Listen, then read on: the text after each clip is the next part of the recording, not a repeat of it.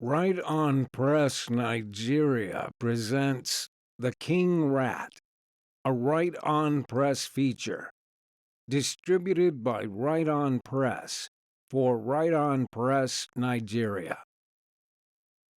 Part 1. Captain Rose Riordan of the King Rat freighter, former lieutenant of the Judicator's Navy, shoved the pentagonal amulet down the toilet. She flushed. It wouldn't go down. She swore under her breath as she tried to jam it into the drain with her boot. Someone knocked on the door. "I repeat, this is Captain Brant of the Victoria. Open the door immediately or face detainment." "Captain, are you okay in there? I told you she has irritable bowels. You must let her finish, or we'll sue under the premise of ableism," Jack said. Rose put all her strength into a final push. Her ankle snapped as the amulet finally fell to the bottom of the pipe. She screamed in agony. "See?" Jack said. Rose flushed the toilet, and the amulet was sucked away into the bio waste unit. She pulled a lever labeled Jettison Bio waste. She heard a deep hiss, and the king rat wobbled momentarily in space. She opened the bathroom door. There stood Captain Brant, his soldiers, and Jack. Captain Brant and his men wore the red epauletted uniform of the Judicator's Navy. Rose wore a similar jacket to them. However, the red in hers had turned a brownish color from years of use and wash. Jack stood behind them, both of his metal arms resting on his head in anticipation. He made a face to Rose, which asked, "We good?" Rose nodded and smiled at the group. "I'm sorry. Must have been bad bovobore." Outside the ship, the king rat sat paralyzed by the docking latch of the much grander Victoria. The king rat was a gray bird-like ship with a large cargo hold in the back. It had 5 missile turrets, 2 in the front, 2 in the back, and 1 on the ship's belly. The king rat was gray, but the myriad of dents, dings, and bullet holes left the original paint almost unrecognizable. It looked like a piece of scrap in comparison to the Victoria, a massive, sleek, gold, floating fortress. But behind both ships, the ball of compacted bio-waste floated toward the planet beneath them. It breached the atmosphere of the planet. The outer layers of the ball burned away. When the flames vanished, it overlooked a peaceful planet, farmland as far as the eye could see, a world of green and brown, tightly compacted into small squares of farms and pastures. A world that had no idea what this little ball of excrement hurtling towards their planet would mean in the tumult to come. Ludwig Landsworn Rennick wearily watched his flock of bovo boar trot into his family's transport. They were a hybrid species created by the gene splicing of domesticated animals, brought by the chosen during the first year. Fat, hooved, and spotted with black and white, they marched to their deaths without a care in the world. Ludwig envied the bovo boar. He wished he could be so content with his role in the universe. He was a landsworn. His father was a landsworn. His grandfather, great-grandfather, and every relative since the Exodus was a landsworn. He wore a long-sleeved white shirt with 3 buttons coming down the middle, worn leather pants, and worn leather boots. His father's double-barreled shotgun hung over his back with a worn leather strap. He had never used it. It was to be used only if a boval boar was injured and needed to be put down as humanely as possible. There was no piracy on Pan, or any planet near it. The potential costs of raiding food or cattle transports heavily outweighed any benefits. One of the boval boar wouldn't board the transport. It was a calflet, no more than a year old. Ludwig whistled at it. It looked at him for a moment and ran off.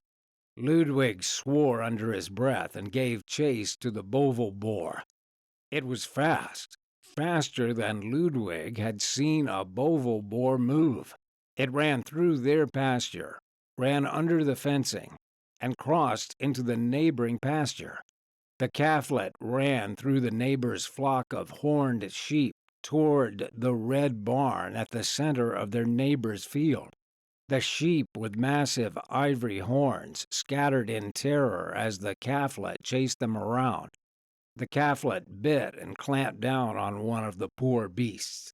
The horned sheep writhed around as the calflet hung onto its hindquarters. Ludwig jumped in front of the victim and calmed it. He unclamped the calflet's jaw and began to carry him back to the transport. Suddenly there was a bright flash of light behind him. Bang! Ludwig turned around. The roof of their neighbor's barn was shattered from above. A small hole in the ceiling blazed through the center, the flame beginning to spread. The horned sheep panicked. They jumped at the fencing to leave the danger. The barn door bulged and banged as the shrieking sheep tried to escape. Ludwig ran to the barn door. He put down the boval boar calflet in a trough that was too big for him to escape from. The door was padlocked at its front. He took out his shotgun and prayed none of the pellets would hit him in the rebound. He covered his face. Bang! The lock blew off the door. Several of the pellets struck Ludwig's legs, side, and the arm that covered his face. The horned sheep burst through the barn door. Ludwig dove away to avoid being trampled. A support beam fell ablaze from the ceiling onto the ground where the sheep were just standing. Ludwig knew the structure was beyond saving, but he had to make sure there weren't more animals inside. He tore off the sleeve of his shirt and wrapped it around his face. He walked into the barn. At the center of the building was a pile of horned sheep carcasses around a crater. They had been ripped apart in the impact of whatever had fallen through the roof. Fucking core satellites, Ludwig thought. He carefully jumped over the burning support and checked the stables within the barn. Nothing. All the animals were outside. As he turned to leave, he noticed something glimmering from the crater. Another support beam fell at the opposite side of the barn. Ludwig ran to the crater and saw a gold pentagonal amulet. There was a sapphire at its center. Ludwig snatched the amulet and ran out of the collapsing barn. He shepherded the horned sheep into his family's pasture, where they would be safe while the fires were put out during the next drone sweep. He boarded the rest of his boval boar and brought the calflet with him into the cockpit. He strapped the calflet into the co-pilot seat. "I think I'll call you Trough," Ludwig said. The calflet cocked its head at Ludwig. As Ludwig prepared to take off, he removed the amulet from his pocket. It shone brightly, and after a closer examination, he found markings along the edges of the sapphire. It was a language, but not one he had ever seen during his time in school. Ludwig looked at Trough. "Whatever it is, it should sell for enough to buy you from Mom and Dad," he said. The calflet snorted. Ludwig's transport approached the Intersystem Station Pan, his family's home, and their restaurant location. It was a massive rectangular metal block orbiting Pan. Ludwig's parents, Marcus Landsworn Rennick and Jean Healthsworn Rennick, toiled for years to gain the local legislature's permission to open their restaurant. While Landsworn were normally only allowed to make a living through agricultural means, special permissions were given to those who were adept at their station. Thus, the Lord's legislature of Pan allowed Ludwig's parents to create a secondary income source through their restaurant, the Wayfarer. For a Landsworn, Ludwig's parents' income gave him a very comfortable life. After requesting landing and sharing his credentials with a traffic controller, Ludwig landed in Dock E, the dock where all Landsworn could unload their cargo. He led the Bovelboar to his family's stable, passing other Landsworn leading their flocks. He returned to his transport and put on a jacket. He tucked the amulet into his jacket pocket. He tucked trough between his chest and jacket. The calflet's head peeked out above his zipper. Ludwig made his way towards his family's home and restaurant. He walked by the Landsworn residential area, hovels of scraps, unrenovated since their construction. He found himself in the market district and entered the Wayfarer. It was a dimly lit hole in the wall. String lights lined the ceiling, and the tables were built from recycled ship scrap. There was a bar, behind which was the kitchen. Ludwig's mother, stationed behind the bar, jumped when Ludwig entered. "We heard what happened. Are you all right?" she asked, examining his welts and punctures from where the pellets struck. "I'm fine," Ludwig replied. His father walked through the door in the back of the restaurant that led to the kitchen. "The Oleans told us what happened after they saw it on a drone recap. Well done," his father said. Ludwig's mother hugged him. "Wee!" Trough squealed.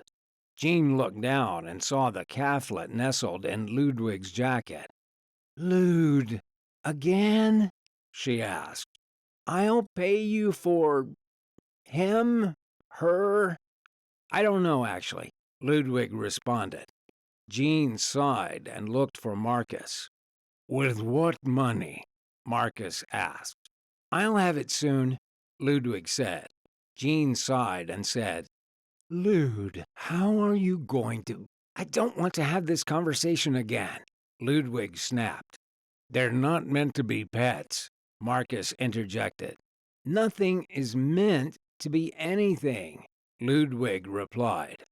A voice behind them interrupted. Ludwig turned around. He hadn't noticed the 5 naval officers sitting at the corner table. "I'm so sorry. What can I do for you, Captain?" Jean asked. "Another round for my men, please," Brant asked.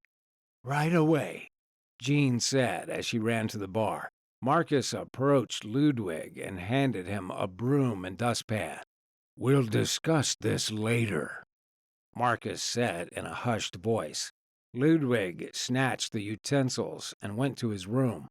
The fact that Ludwig had his own room was a novelty amongst Landsworn. Most families were huddled into single-room apartments in the residential district. There was a bed, a bookshelf, a chair, and a table with an outdated CompuScreen. Ludwig hated it, not for its modesty, but for the guilt. He hated that he should feel lucky for such basic amenities. And then came the guilt. Ludwig laid Trough down on the ground. "I'll be right back," Ludwig said. The calflet whined. "If you need to shit, just do it somewhere accessible," Ludwig said as he closed the door behind him and locked it. Part 2. "But if not them, who?" asked one of Brant's officers. They were the only ship leaving the system when it was stolen, another man added. It must still be in the capital, Brant replied. But we've combed the capital for weeks now, the third officer interjected. I think it's still somewhere on their scrap heap, the first said. We'll never know now, Brant responded. But they were obviously pirates, the second yelled. Ludwig's ears perked up as he swept the dining area. Pirates? There were never pirates around Pan. They had the proper documentation for their business here. If we arrested them, we would be court-martialed, Brant asserted, growing tired of the discussion. All I'm saying is that if their documentation were lost somehow, the amulet could be... Brant slammed his fist on the table. The room went silent. Brant took a deep breath and looked to his officer. I'd be cautious in choosing the next words that come out of your mouth, Lieutenant Daggett. If you were to finish that sentence, not only would it be an offense so egregious to the Judicator's Navy, you could be dishonorably discharged, but also an offense so egregious to me that your family may receive a letter consoling them for the loss of their relative whose body imploded in deep space. Brant finished and continued eating his meal. Do I make myself clear? Brant asked through a mouthful of bovril steak. Daggett, still in shock from the captain's response, cleared his throat. Yes, Captain, Daggett said like a child who had just been scolded. Good. Now, let's change the subject. I hear Fairweather is to be married soon, Brant said, as though nothing had just transpired. Ludwig looked down and realized he had been sweeping the same bit of floor throughout the entire conversation. He walked in a hurry back to his room. Troff was sleeping on his bed and gave a squeal when he entered. Ludwig removed the amulet from his pocket and examined it. Could this be what the soldiers are here for? It had to be. How many other space amulets crash-landed on Pan today? Should he just give it to them? No, that would incriminate himself. He could just show them the footage from the drones, but that wouldn't be enough to prove he was not a conspirator. There was probably a return for the amulet's return. They might think he and the pirates stole it just to return it for a reward. But what was it? Ludwig examined the amulet closer. He found a crease running through the middle. It must open then, Ludwig thought. Ludwig began pressing and twisting the amulet. He pressed down on the sapphire in the center, and it lowered to the weight of his finger. He pushed down on the sapphire and tried to pry it open. Nothing. He pushed down on sapphire and realized it now had room to rotate. He rotated it, and the amulet popped open. There was a jagged piece of metal with streaks of a different white metal in the center. It was outlined by molding with the same characters that were at the front of the amulet. And finally, a beeping red tracker pin, which had been taped inside. Whoever stole this must have put this here, Ludwig thought, which meant they were coming. The thought gave Ludwig a momentary panic, but then a plan formed in his racing mind. Rose and her crew had been released from the Judicator's Navy after a close examination of their grain shipment and documentation. Without the amulet on board, they were a clean merchant vessel passing through to unload their cargo. Captain Brant thanked them for their cooperation and left through his ship's docking station. Rose and her crew waved as the naval officer and his soldiers exited.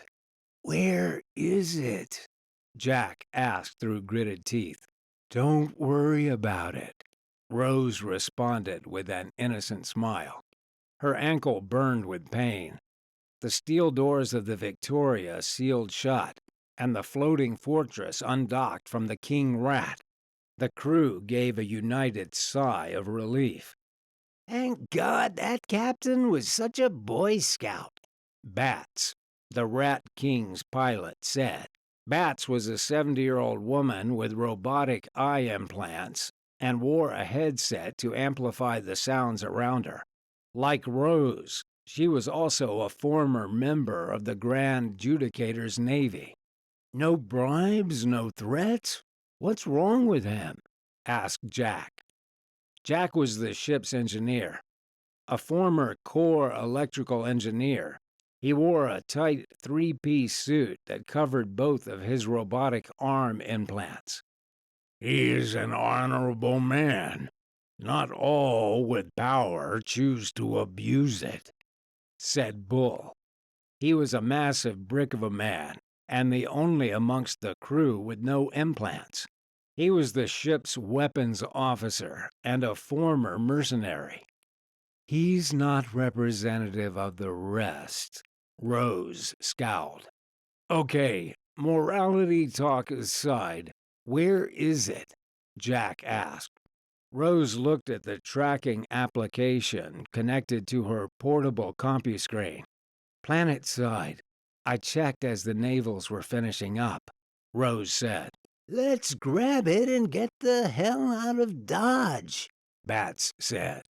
Sending you the coordinates, Rose said as she uploaded the location of the amulet to the ship's onboard CompuScreens. But something had changed. The amulet was no longer planet-side. It was pulling into the ISS Pan. Rose sighed, looked to the others, and said, Wait, we have a problem. The King Rat sat floating in space between Pan and the nearest docking station to where the amulet was taken. They couldn't just waltz into an ISS and rob somebody. Rose and her crew sat at the ship's helm. Bats sat at the front in the pilot seat. Her dashboard was decorated with pictures of her family and several of her late husbands. Bats was asleep at the yoke. The rest of the crew, save for Rose, were playing games on their portable CompuScreens. Rose, now with a makeshift ankle brace, looked up. It's moving, Rose said. The crew rose to attention. Where? Who? Bats asked, startled as she woke up. Rose laughed and pointed through the ship's front window. There, Rose said, as an agrarian transport ship exited the docking station and turned away from Pan. They're going out of the system? Jack asked. Good. Nobody will stop to help them. Follow it far enough so it won't pick us up. No way that thing has long-range radar, Rose commanded. Aye, aye, Cap, Bats said as the King Rat lurched forward in pursuit of the ship. They followed the transport ship for hours as it drifted into empty space. I don't like this, Bull said. Me neither. It feels like they want us to board, Jack said. Overtake them now, Rose commanded. The crew looked to her. It'll be fine. We'll board together, except for Bats, Rose said. But Captain, Jack said before Rose cut him off and replied, that scrap heap can carry 3, maybe 4 people max, Rose said. Shouldn't be a problem for us, Bull said. Worst case scenario, we retreat, and Bats blows it to hell, Rose said. Sounds like a plan. Overtaking now, Bats said as she slowly pushed the throttle lever forward. They caught up to the transport in a matter of minutes. Hail them, Rose said. Jack navigated the ship's CompuScreen until a video feed appeared on the ship's front window. It showed Rose standing in the helm, while a separate space was provided for the transport's captain. The line connected. but the transport didn't have a video feed. "You have something that belongs to us," Rose said. "I figured," said the voice of what seemed like a young man. "Deliver it to us at your ship's docking station, and we won't have any issues," Rose said. "Can't do. You're pirates. Why wouldn't you just overtake me and my ship?" the voice responded. "We have no interest in your scrap heap. We just want the amulet," Rose said. "Here's what's going to happen. I will place the amulet outside the doors of my cockpit. The doors will remain sealed. If you try anything, I will release the cargo hatch and space you and whoever comes with you," the voice said. Rose did some quick calculations, trying to see another way around this, but it made sense. It was the only way both sides could retain mutual safety. "Fine. We'll dock now," Rose said. Part 3. Rose, Jack, and Bull watched as the blast doors of their docking area opened. As it opened, they saw the transport's cargo hold doors were still closed. "I still don't like this," Bull said. "It will be fine. Just stay alert," Rose said.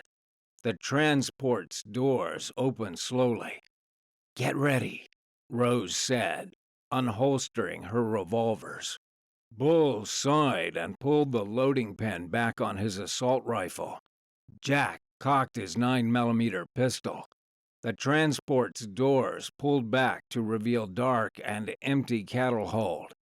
There were bales of hay, mud, shit, but no people. The tension dissipated. At the far center of the cargo hold was the door that led to the cockpit. The lights on the transport's cargo hold flashed on. It temporarily blinded Rose and her crew. They readied themselves for combat, but when their eyes adjusted, nothing happened. Rose looked to the door and saw the amulet sitting directly in front of it.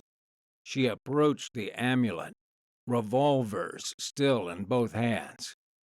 She kept her eyes on the door, ready for an assault.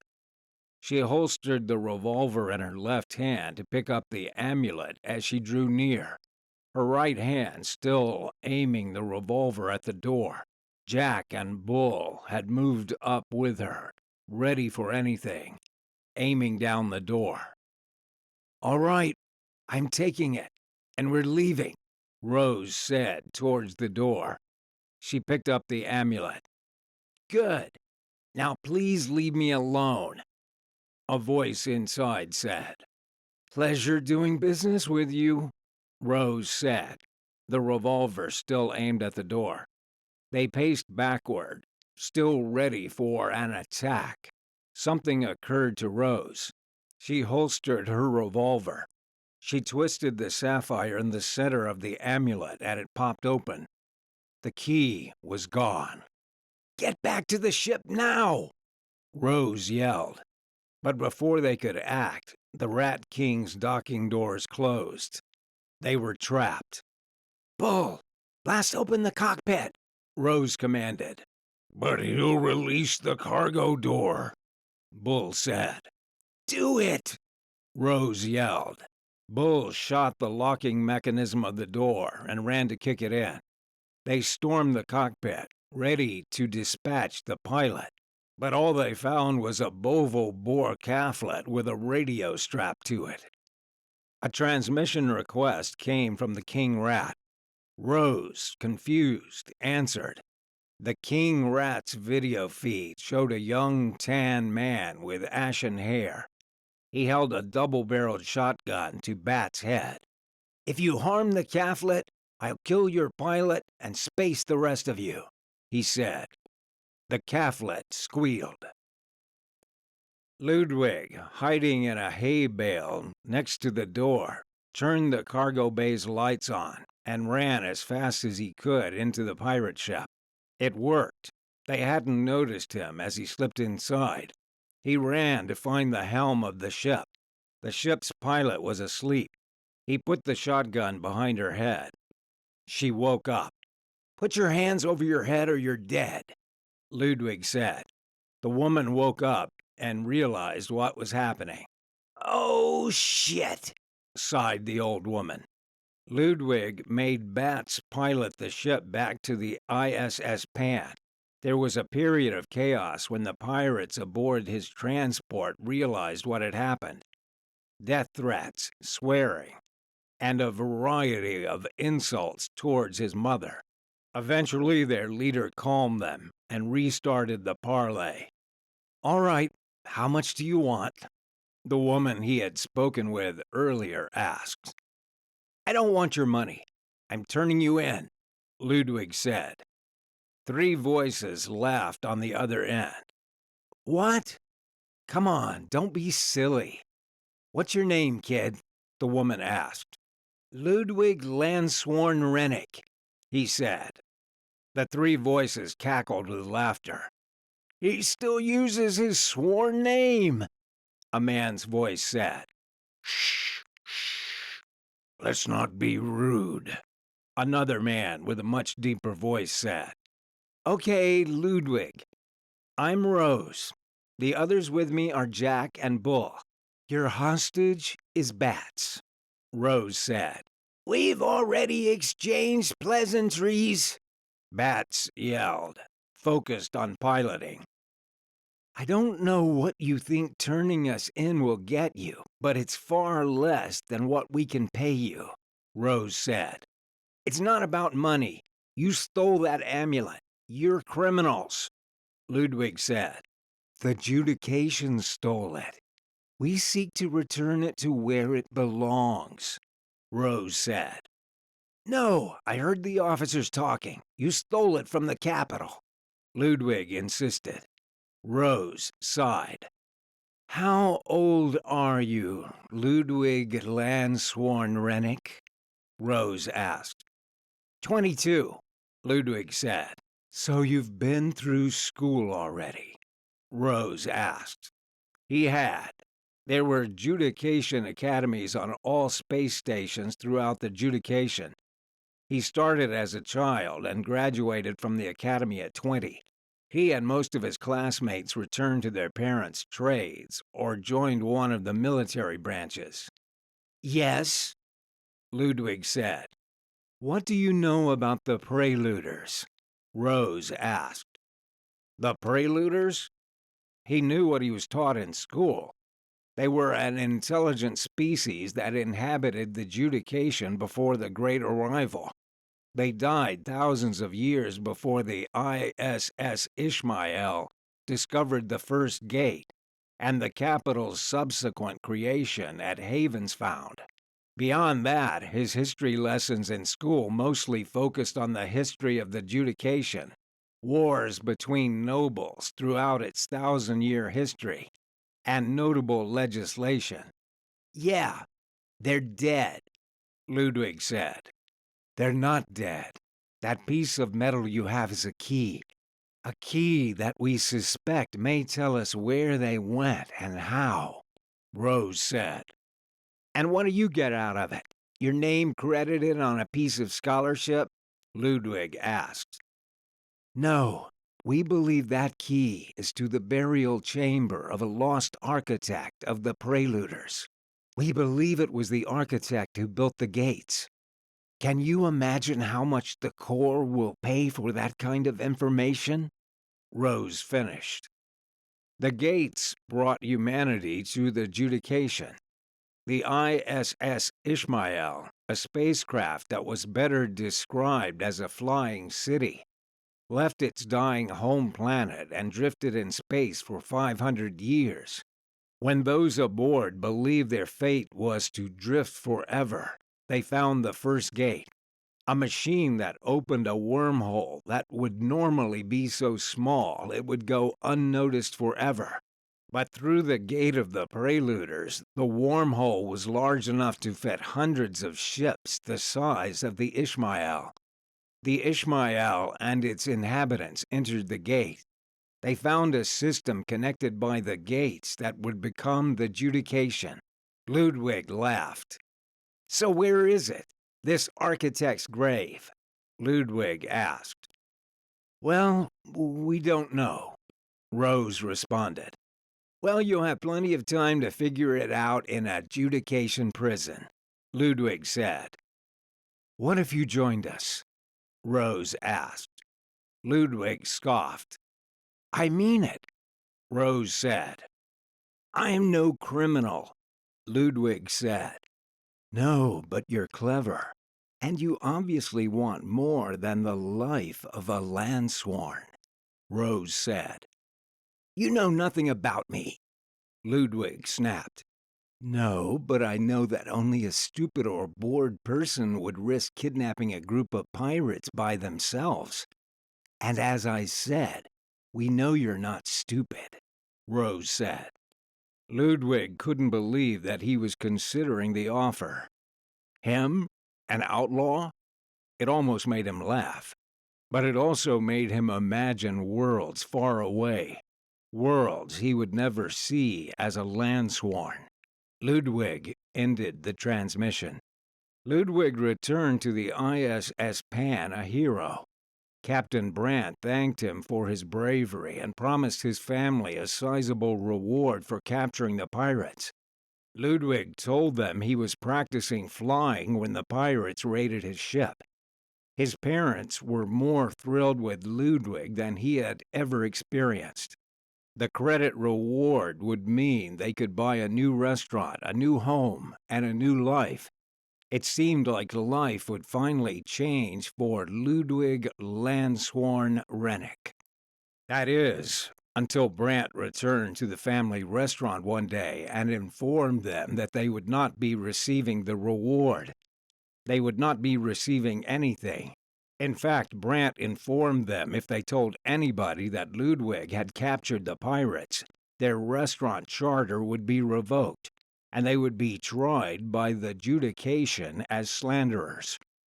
Brant expressed his remorse. His orders came from far above him, and there was nothing he could do. Ludwig knew what this meant. The Judicator's navy could not be undermined by a single landsworn doing what the entire fleet could not accomplish. It made sense to him, and he wasn't even angry. He just wondered why he didn't expect this sooner. Captain Brant, can we have their ship? Ludwig asked. Rose and the crew of the King Rat sat in a cramped prison cell aboard the ISS Pan. Jack sang in the corner of the cell. I thought I heard the old man say, "Leave her, Johnny, leave her. Tomorrow you will get your pay, and it's time for us to leave her. Leave her, Johnny, leave her. Oh, leave her, Johnny, leave her. For the voyage is long, and the winds don't blow, and it's time for us to leave her." Bull joined in, repeating the two verses with his deep bass voice. Bats followed. Rose smiled. Crash! The prison shook. Inmates around them looked around in wonder. They heard a deep hiss, and then a bright dot of sparks appeared on the back wall of their cell. The crew stood around watching the flashing dot move across the wall. It left a seam when it moved, and they could see the light creeping in from the other side. The flashing dot kept moving until it formed a door on the wall. The piece of metal cut from the cell fell, and there stood Ludwig, welding torch in hand, in the King Rat's docking station. He smiled. The end. The King Rat, a Right On Press feature, distributed by Right On Press for Right On Press Nigeria. Copyright 2021. Right On ePublishing LLC. All rights reserved. Narrated by Terrence Jenkins.